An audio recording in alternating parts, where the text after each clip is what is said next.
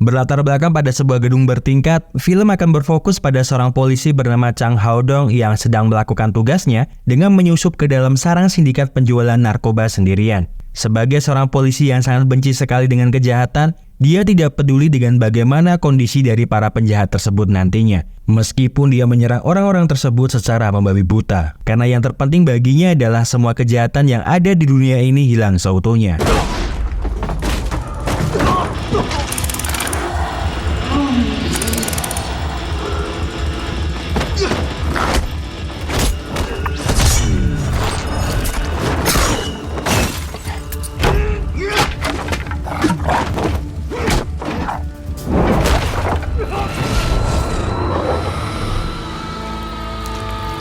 Bagi Cheng, nyawa dari para penjahat tersebut tidaklah penting, asalkan dia bisa membasmi mereka hingga akar-akarnya. Namun nasib sial mendatangi dirinya, karena pimpinan bandar narkoba tersebut malah terjatuh dari lantai atas bangunan, yang malah menimpa mobil patroli berisikan rekan Cheng yang menunggunya di dalam mobil tersebut. Tentu saja karena kematian rekannya tersebut, Cheng malah mendapatkan hukuman dengan tuduhan pembunuhan bos gangster serta pembunuhan rekan sesama perwira. Tetapi meskipun begitu, Cheng berjanji akan masih tetap memburu para penjahat-penjahat yang masih ada di kota ini seperti serigala setelah dia bebas dari penjara militer, karena baginya di luar sana akan masih banyak nyawa yang bisa dia selamatkan bila dia menghancurkan semua kejahatan yang ada di Hong Kong.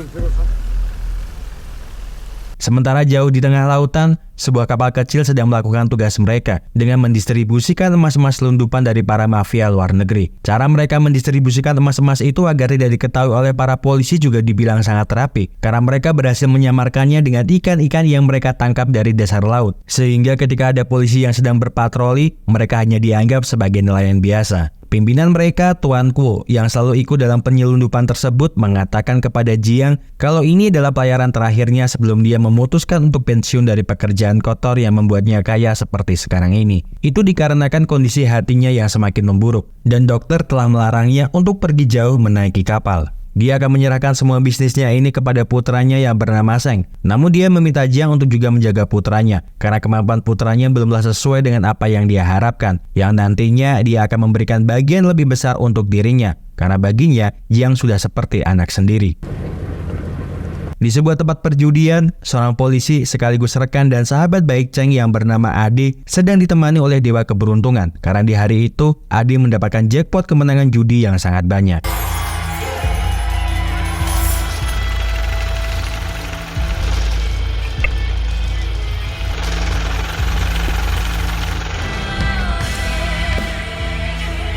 Enam bulan pun berlalu setelah peristiwa itu, Cheng pun akhirnya keluar dari penjara karena kurangnya bukti dari semua tuduhan yang ditujukan kepadanya, meskipun ada beberapa mayat yang ditemukan saat dia menjalankan tugasnya. Waktu pun berlalu, terlihat Cheng yang sedang makan di sebuah kedai makan didatangi oleh seorang gadis bernama Bai yang merupakan putri dari penjahat yang mati di tangan Cheng ketika peristiwa waktu itu. Cheng mengatakan kalau usianya kini telah menginjak 18 tahun, yang otomatis akan menggugurkan perwalian hukumnya secara resmi. Dia tidak perlu menemuinya setiap saat, karena uang bulanannya untuk menghidupinya akan otomatis masuk ke dalam rekeningnya. Cheng selama ini menjadi walinya bukan karena merasa bersalah telah membunuh ayahnya yang seorang penjahat, tetapi karena dia hanya ingin membantu kehidupannya saja, meskipun hingga saat kematiannya, Bai tidak peduli dengan bagaimana nasib ayahnya tersebut. Tak berselang lama, informannya meneleponnya dan mengatakan kalau bosnya telah mencurigainya dan mungkin ini adalah informasi terakhir untuknya, yang memintanya untuk segera datang ke desa Ma malam ini karena barang-barang selundupan dari luar negeri akan tiba malam ini.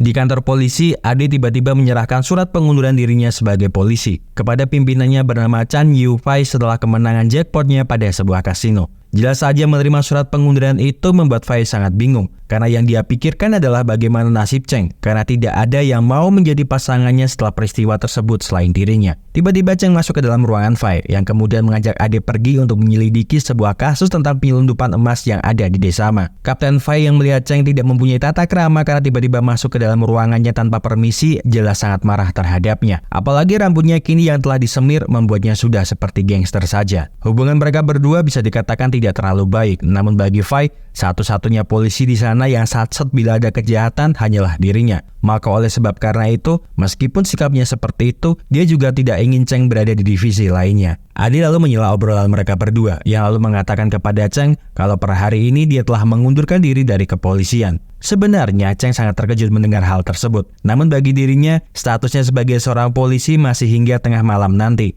Jadi bagi dia, pengunduran dirinya sah bila sudah lewati tengah malam ini. Jadi untuk saat ini, tidak ada alasan lain bagi dirinya untuk tidak ikut dengan dirinya saat ini.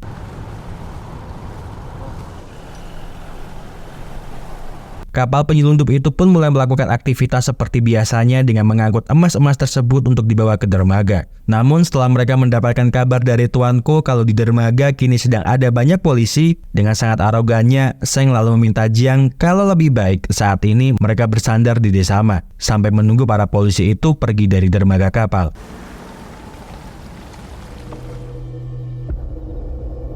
Singkat cerita, Jiang beserta dengan lainnya telah bersandar di desa Ma. Bersamaan dengan kedatangan Cheng dan Ade di desa tersebut telah mereka mendapatkan informasi dari informan Cheng. Mereka berdua mencoba untuk menyusuri gelapnya hutan desa Ma demi mencari petunjuk tentang penyelundupan tersebut. Namun di tengah-tengah perjalanan mereka berdua tak sengaja menemukan puluhan mayat yang telah tergantung di atas pohon.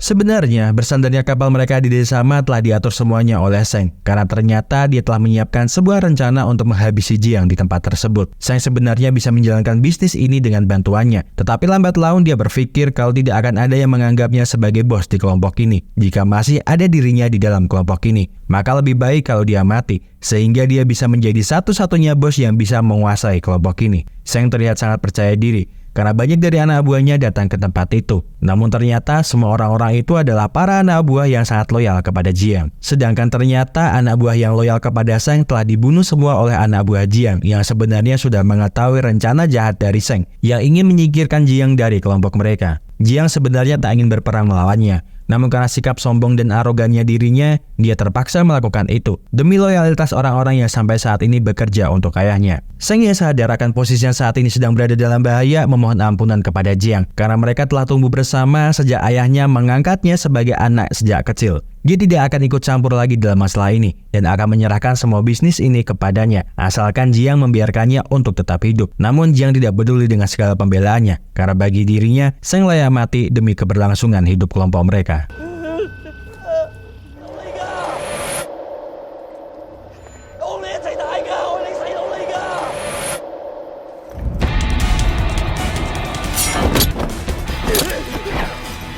Kedatangan yang tadi disangka-sangka Cheng dan Fai di sana tentunya membuat Sheng berhasil lolos dari kematian dan kabur dari tempat itu karena setidaknya dengan kedatangan mereka berdua di sana membuat semua anak buah Jiang saat ini bahu-membahu untuk menghabisi keberadaan mereka berdua di tempat itu.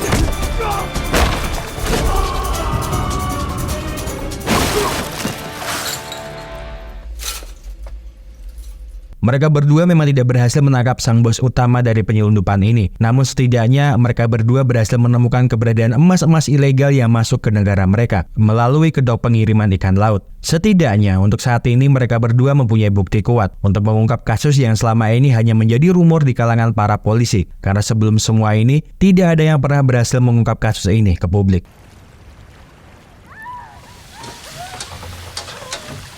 Setelah semalaman melewati malam yang menegangkan, Jiang tengah bersiap menuju ke pasar setelah berhasil melepaskan ketegangan dengan seorang wanita panggilan di kapalnya. Dia berpesan kepada Mei untuk membawa pergi wanita lokalisasi yang dia sewa dari kapal mereka. Mei sebenarnya adalah seorang wanita yang sangat loyal kepadanya, karena di masa lalu Jiang pernah menyelamatkan hidupnya. Maka hingga sampai saat ini, untuk membalas budi kebaikannya, dia terus berlatih kemampuan taktis agar suatu hari nanti dia bisa menyelamatkan hidup Jiang. Sementara di dermaga pusat penjualan ikan-ikan laut, terlihat Cheng dan Fei sedang mengejar seseorang yang diduga adalah bagian dari kelompok orang yang telah menyelundupkan emas-emas tersebut.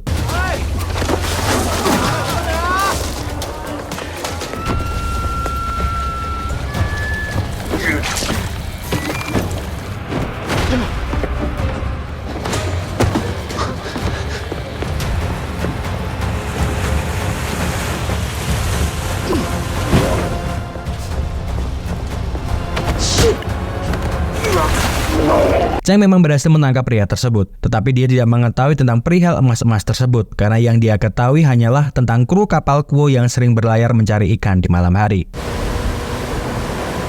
Cheng menemui ayahnya di kapalnya untuk melaporkan kepadanya tentang kegagalannya dalam membunuh Jiang. Namun kapal yang dia naiki harus meledak sebelum dia sempat berlabuh di kapal ayahnya yang ternyata keberadaan Jiang telah sampai di tempat itu.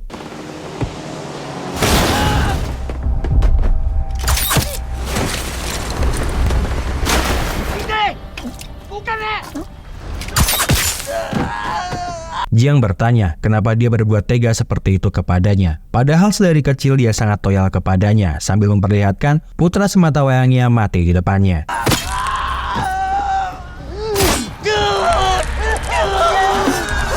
Seharusnya dia tidak harus seperti ini jika ingin menyingkirkannya, apalagi melibatkan putra kesayangannya. Jiang pun menyiksa Kuo dan mulai bertanya tentang di mana alat transmitter komunikasi penghubung dari bos Kui. Karena mulai detik ini, dialah yang akan mengambil alih semua bisnisnya, termasuk dengan pengambilan emas-emas yang mereka selundupkan. Namun belum juga dia mendapatkan alat transmitter itu, Cheng beserta dengan orang yang berhasil dia tangkap terlihat mendekati kapal milik Kuo yang akhirnya memaksa Jiang untuk kabur dari kapal tersebut.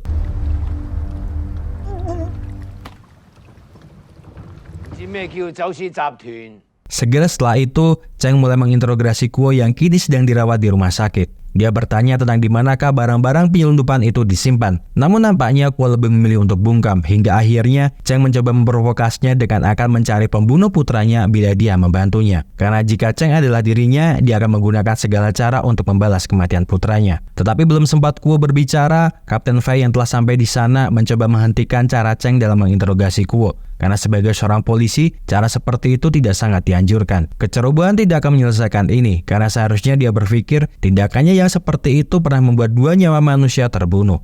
Jika sikapnya masih seperti ini lagi, Kapten Fei tidak akan segan-segan untuk memindah tugaskan dirinya ke divisi lainnya. Namun seperti biasa, Cheng yang mendapatkan ancaman dari kaptennya hanya mengatakan kalau dia tidak akan bisa menghentikan aksinya, karena baginya kejahatan adalah sumber masalah di dunia ini. Setelah dari rumah sakit, Cheng mendatangi Adi untuk sekedar minum-minum hingga mereka mabuk. Namun Adi menolak hal tersebut karena pacarnya sedang berada di tempatnya, apalagi besok dia akan terbang berangkat ke Eropa. Mendengar hal tersebut, Cheng mengatakan, apakah nantinya dia bisa bersenang-senang di sana? Karena penyelidikan penyelundupan emas belum mereka selesaikan. Adi pun lalu mengatakan kalau seharusnya Cheng tahu kalau dia telah menyerahkan rencananya. Jadi Adi meminta maaf kepada sahabatnya tersebut kalau dia tidak bisa membantunya lagi. Setelah memikirkan dengan matang-matang perkataan Cheng, melalui pengacaranya, Kuo berpesan kepada Cheng untuk menemuinya jam 4 pagi di toilet rumah sakit, karena dia akan memberitahu semua tentang siapa orang yang seharusnya bertanggung jawab atas pembunuhan putranya dan juga penyelundupan emas tersebut. Setelah bertemu dengannya di toilet rumah sakit, Kuo lalu mengatakan kalau seorang pria yang bernama Jiang Gucheng ada di balik semua ini, dan biasanya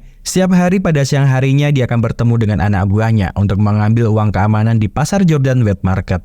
Singkat cerita, Cheng menemui Ade untuk menemuinya di pasar Jordan Wet Market karena orang yang sedang mereka cari berada di tempat tersebut. Cheng memohon Ade untuk yang terakhir kalinya agar dia bisa membantu dirinya menyelesaikan kasus ini. Tetapi yang tidak Cheng ketahui adalah ternyata dia diikuti oleh Kapten Fei yang menyadari kalau Cheng mengetahui sesuatu hal yang tidak disampaikan olehnya.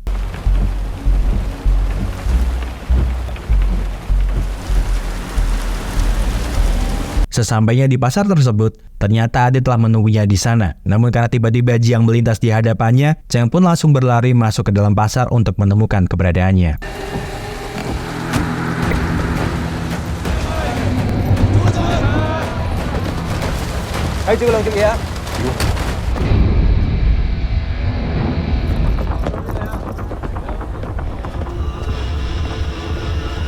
Ternyata diam-diam, Mei yang juga telah berada di sana menyiapkan beberapa bom cair hidrogen yang mudah meledak untuk mengacaukan para polisi yang kini tengah mengincar Jiang.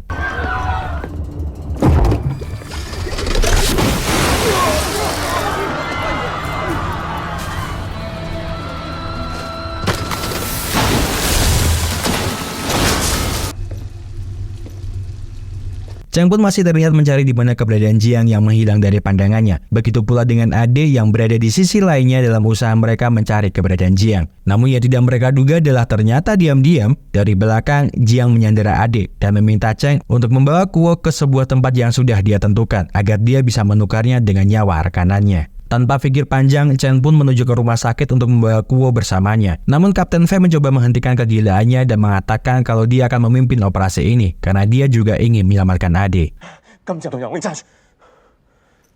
Hari penukaran itu pun tiba. Terlihat kini ketiga pihak yang akan saling berhubungan dengan permasalahan ini telah menyiapkan segala sesuatunya agar sesuai dengan rencana mereka. Dari Bos Kui yang berniat untuk menyelamatkan Tuan Kuo setelah dia berhasil melacak lokasi transmitter yang Tuan Kuo berikan kepadanya. Lalu para polisi yang telah mengatur segala persiapan mereka untuk menangkap Jiang beserta dengan penyelamatan Ade. Begitu pula dengan Jiang yang juga telah menyiapkan beberapa rencana dari pemindahan mobil yang akan dipakai Cheng beserta dengan alamat yang akan dia tuju dan juga beberapa bom yang telah dipasang Mei di sepanjang jalan menuju ke tempat penukaran agar tidak ada polisi yang membuntuti Cheng dan juga Kuo.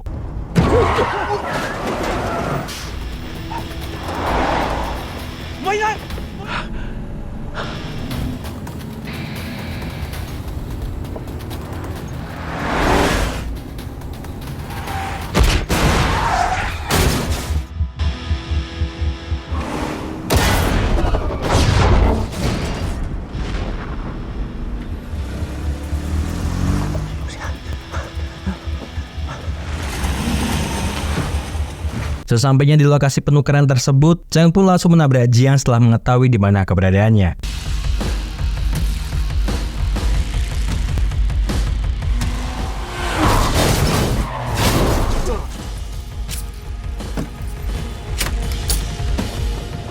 Cheng lalu menanyainya tentang di mana keberadaan Ade yang tak terlihat berada di mobil tersebut. Jiang lalu mengatakan kalau dia hanya malah membuang waktu berharganya dengan memukulinya karena dia hanya mempunyai waktu 5 menit sebelum bom itu meledak. Namun sebelum Cheng pergi mencari keberadaan Ade di sana, dia berhasil memasukkan GPS di kantong rompi baju Jiang untuk berjaga-jaga bila nanti ada sesuatu hal yang buruk terjadi. Mobil-mobil yang terparkir di tempat itu dibuka satu persatu bagasinya demi mencari di mana keberadaan rekannya tersebut. Namun yang Cheng tidak sadari adalah ternyata diam-diam Jiang juga melacak keberadaan Bos Kui dari transmitter yang ternyata selama ini berada di gigi emas Tuan Kuo. Hingga akhirnya seorang pembunuh bayaran datang ke tempat tersebut untuk menyelamatkan Tuan Kuo.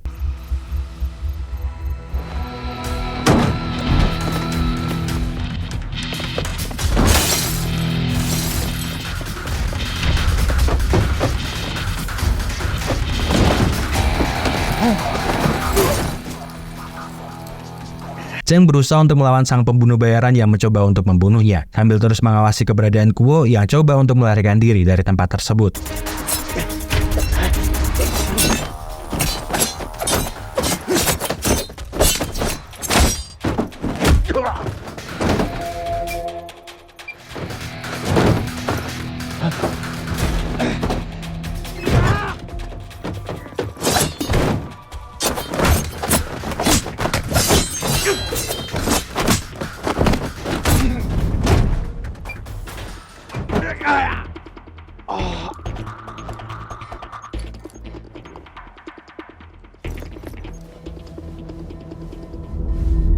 Pembunuh bayaran tersebut pun bangkit kembali dan mulai menyerang kembali Cheng yang kini memborgol tangannya bersama dengan Kuo yang sedari tadi berusaha untuk melarikan diri darinya.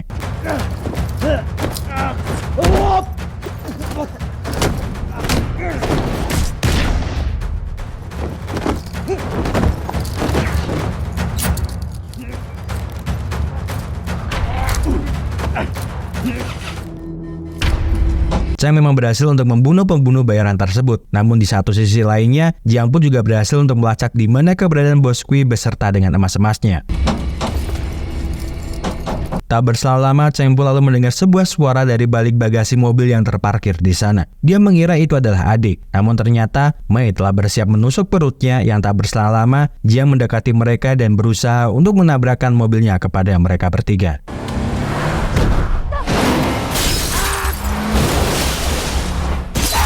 Jiang pun berhasil lolos dari tempat itu, meninggalkan Mei yang terluka pada bagian kakinya. Meskipun pada akhirnya dia juga berhasil kabur dari sana. Tuan Ko pun juga berhasil dia bunuh, yang tak sengaja mati karena lehernya terjepit pecahan kaca mobil. Segera setelah kejadian tersebut, para bawahan Kapten Fei sebenarnya berhasil melacak keberadaan Jiang melalui GPS yang Cheng masukkan ke dalam saku rompingnya. Namun karena posisi Jiang jauh berada di Laut Selatan Hong Kong, mereka pun hanya menunggu perintah yang lebih tinggi lagi, karena lokasi itu sudah di luar yurisdiksi mereka. Sebenarnya Cheng ingin sekali menolong sahabatnya tersebut. Namun Kapten Fei mengatakan kalau ternyata adik keluar dari kepolisian penyebabnya adalah hutang 10 juta dolar dari para rentenir akibat seringnya kalah berjudi di kasino. Mungkin keberadaan emas-emas itu telah merubah pikirannya, sehingga bisa saja saat ini adik bekerja sama dengan Jiang. Sebenarnya Cheng tidak percaya akan hal tersebut. Namun untuk memastikan bahwa dugaan dari Kapten Fei itu benar adanya, Cheng pun memutuskan untuk pergi ke apartemennya dan di dalam sana dia menemukan semua dinding apartemennya sudah bertuliskan kata-kata makian tentang hutang-hutangnya kepada para rentenir. Dalam kondisi yang terlalu banyak pikiran, Cheng menemui Bei di kampus tempat dia menuntut ilmu. Di sana, niatnya hanyalah memberikan semua uang miliknya dalam bentuk kartu ATM yang bisa setiap kapan saja dia pakai. Karena dia berencana dalam beberapa bulan ini, dia tidak akan menemuinya. Tetapi Cheng malah dikejutkan dengan situasi Bei yang sedang hamil 2 bulan. Namun pacarnya tidak mau bertanggung jawab atas perbuatannya. Cheng pun tidak bisa berkata apa-apa, karena itu merupakan pilihannya. Yang terpenting adalah dia tetaplah bertahan hidup. Sementara di tengah-tengah lautan, meskipun Mei telah dicampakkan oleh Jiang, dia pun masih tetap peduli dengannya. Bahkan dia tidak ingin jauh dari dirinya, yang saat ini berada dalam bahaya karena pasti Bos Kui sedang mengincarnya setelah mengetahui partner bisnisnya itu mati. Jiang yang tak peduli dengan hal itu tetap meminta Mei untuk pergi dari sana. Bahkan dia memerintahkan para anak buahnya untuk menyekap Mei di dalam dek kapal yang akan mengantarkannya nanti menuju ke Thailand. Cheng pun kini terlihat berada di dermaga kapal untuk menuju lokasi yang ditujukan oleh GPS Jiang. Namun sebelum dia berangkat, Kapten Fei mendatanginya dan mengatakan kalau lebih banyak orang akan lebih baik, karena semakin banyak orang akan semakin meriah. Maka oleh sebab karena itu, Kapten Fei akan ikut menemaninya menuju lokasi keberadaan Jiang.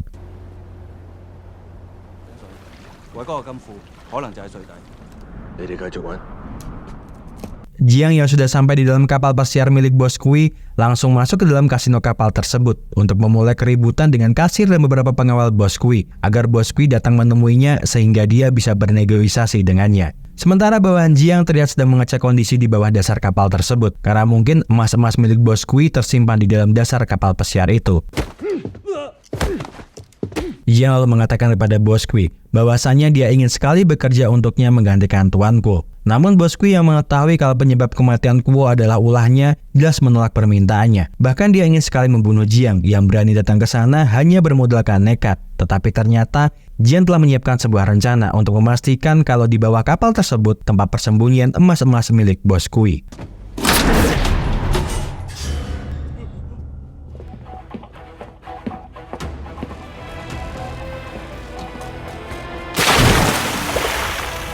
Setelah berhasil lolos dari dalam kapal tersebut, Jiang beserta dengan semua bawahannya segera menyelam ke dasar laut untuk memastikan di mana letak dari emas-emas milik Bos Kui. Namun Bos Kui yang juga tak ingin emas-emas miliknya diusik oleh Jiang, memerintahkan anak buahnya menyelam untuk menyelamatkan emas-emas yang dia miliki.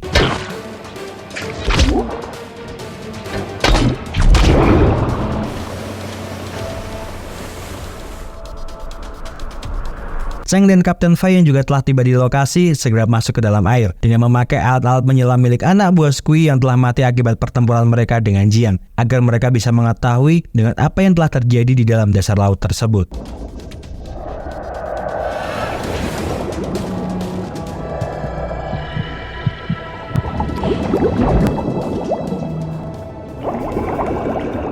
Jiang berhasil menemukan keberadaan emas-emas tersebut dan meminta para anak buahnya membawa emas-emas tersebut naik ke kapal mereka. Namun kedatangan Cheng di dalam sana setidaknya membuat suasana di dalam sana sangat menegangkan karena Cheng berusaha untuk menghentikannya.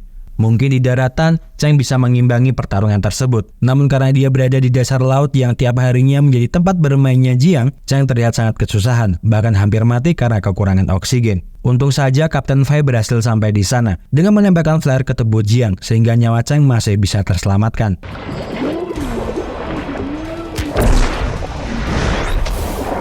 Tetapi Jiang pun langsung bangkit untuk menyerang Kapten Fei yang ada di dekatnya sebelum dia terselamatkan balik oleh Cheng.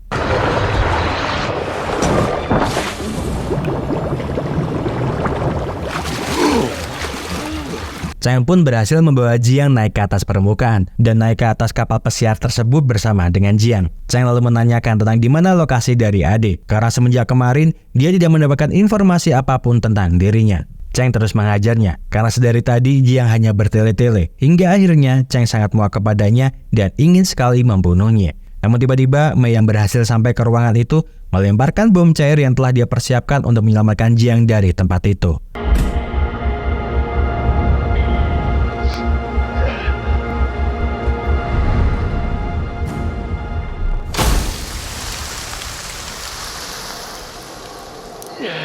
Meskipun tubuh Mei harus terluka parah, nyatanya dia masih kuat bertahan untuk menyelamatkan Jiang, yang kemudian mereka berdua melompati kapal pesiar tersebut.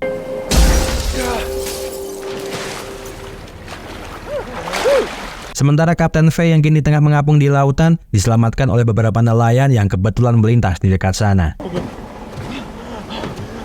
Beberapa hari setelah peristiwa tersebut, Kapten Fei masih berada di rumah sakit untuk menjalani pengobatan. Sementara berita tentang kasus penyelundupan emas mulai terkuak dan menjadi berita hangat di televisi nasional. Bos Kui juga berhasil ditangkap dan hari ini dia menjalani persidangan untuk mempertanggungjawabkan semua perbuatannya. Emas yang masih berada di lautan selama 3 bulan yang lalu akan tetap berada di perairan internasional karena semua negara di sekitaran emas tersebut sama-sama mengklaim kalau perairan tempat emas tersebut berada adalah milik mereka. Larangan penyelaman laut pun juga berlaku, hingga sampai saat mereka menunggu keputusan dari pengadilan Den Haag. Sementara di tengah lautan, Cheng yang masih belum bisa menemukan di mana keberadaan Ade memilih untuk bekerja sendirian di atas kapal dalam beberapa bulan terakhir ini, agar dia bisa segera bertindak begitu dia mendapatkan informasi dari kepolisian karena dia meyakini Jiang juga akan kembali ke lautan untuk mengambil sisa-sisa emas yang hanya dia tahu persis lokasinya. Mei yang nampak mempunyai perasaan lebih kepada Cheng menemuinya di atas kapal yang Cheng tinggali. Namun sepertinya sebelum hari ini pun Mei terlihat sudah sering mengunjungi Cheng di atas kapal tersebut. Cheng lalu meminta Mei untuk segera lekas pergi dari sana setelah mereka berdua makan, karena badai akan segera datang yang tentunya itu tidak baik bagi wanita hamil sepertinya. Apalagi dia telah lama menunggu badai laut ini, karena armada polisi yang berpatroli pasti akan menuju ke daratan yang pasti membuat Jiang mempunyai kesempatan untuk mengambil emas-emas tersebut. Tetapi sepertinya Mei sangat mengkhawatirkan keselamatan Cheng, karena badai laut ini pun pasti bisa membunuh dirinya. Lebih baik kalau dia berhenti untuk menangkapnya, karena nyawa Cheng lebih berharga dari apapun. Mei hanya ingin ada sosok laki-laki yang bisa mengerti dirinya, seperti halnya Cheng karena bagi dia, Cheng sangat berarti di hidupnya.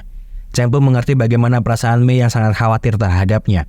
Namun dia hanya berpesan kepada Mei agar dia selalu mendoakannya untuk bisa segera menyelesaikan kasus ini dengan selamat agar di masa depan dia bisa hadir menemaninya membesarkan anak yang dia kandung. Setelah Mei pergi dari sana, Cheng sebenarnya telah mendapatkan informasi dari berita online tentang kematian Jiang yang berhasil ditemukan oleh polisi beberapa bulan yang lalu setelah peristiwa tersebut. Namun dia meyakini kalau itu bukanlah mayat Jiang, meskipun sosok mayat laki-laki yang ditemukan tersebut berada di samping mayat Mei yang juga merupakan buronan kepolisian. Karena ternyata dulu setelah Jiang berhasil naik ke daratan, dia berusaha memalsukan kematiannya agar di masa mendatang polisi tidak lagi mencarinya dengan cara merusak wajah mayat laki-laki dan juga Mei agar seolah-olah itu adalah dirinya. Malam harinya, badai laut yang sebelumnya sudah diprediksi oleh BMKG Hong Kong mulai melanda di lautan Hong Kong. Cheng pun lalu bergegas menuju ke lokasi yang diduga menjadi tempat keberadaan emas tersebut dan juga Jiang.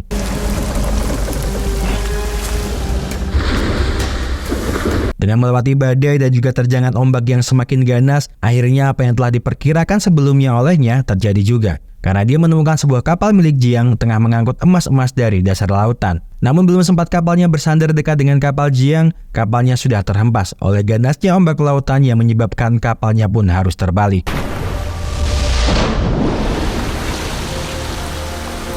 Tetapi untung saja meskipun kapalnya harus terbalik, Cheng masih bisa untuk bertahan hidup dan mendekati kapal Jiang tanpa diketahui oleh Jiang.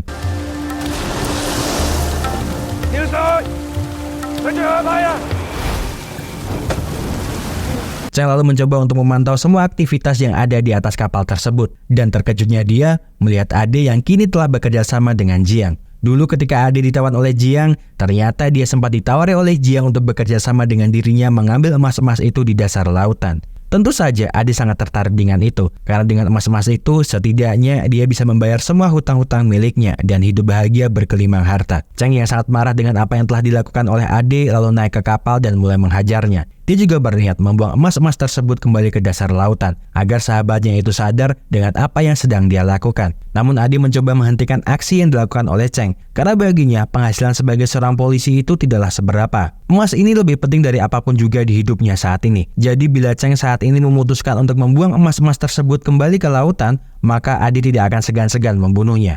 Jiang yang melihat keberadaan Cheng dari atas kemudi yang terlihat sedang berusaha untuk menghentikan kegiatan mereka, ikut bergabung dengan Ade untuk membunuh Cheng di atas kapal tersebut.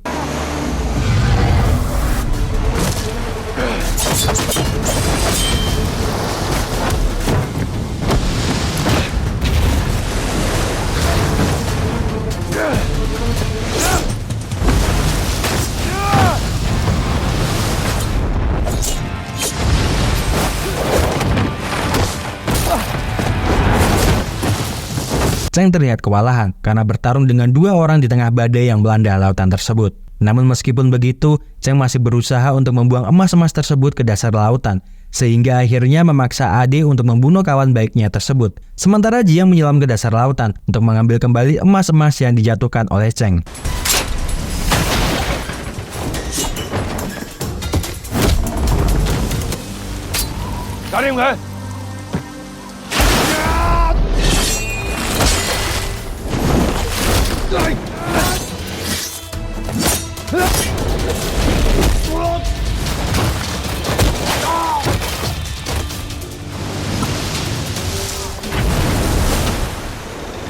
Kondisi badai di tengah lautan membuat Ade sangat bimbang karena selain harus bertarung dengan Cheng, dia juga ingin sekali menyelamatkan emas-emas yang berada di dek kapal agar tetap berada di sana. Namun karena sifat tamaknya tersebut, Ade pun harus terkena bok emas yang menghantam kepalanya sehingga membuatnya harus mati dengan penuh penyesalan.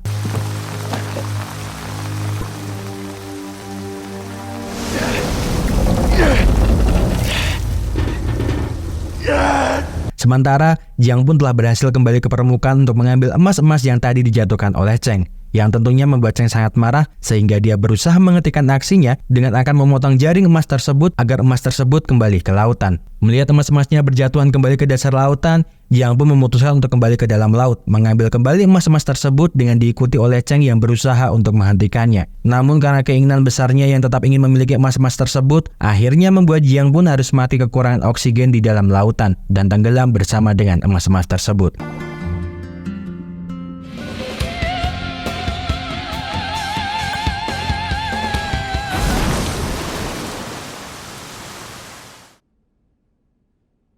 Dan sebelum film berakhir, terlihat Cheng yang kini sedang menemani Mei memeriksakan kandungannya di rumah sakit. Dan dia berjanji kepada Mei akan tetap terus hidup untuk menjadi seorang ayah bagi anaknya. Terima kasih seluruh sudah menonton rekaman film yang Mas Aku persembahkan untuk kalian semuanya. Semoga terhibur. See you!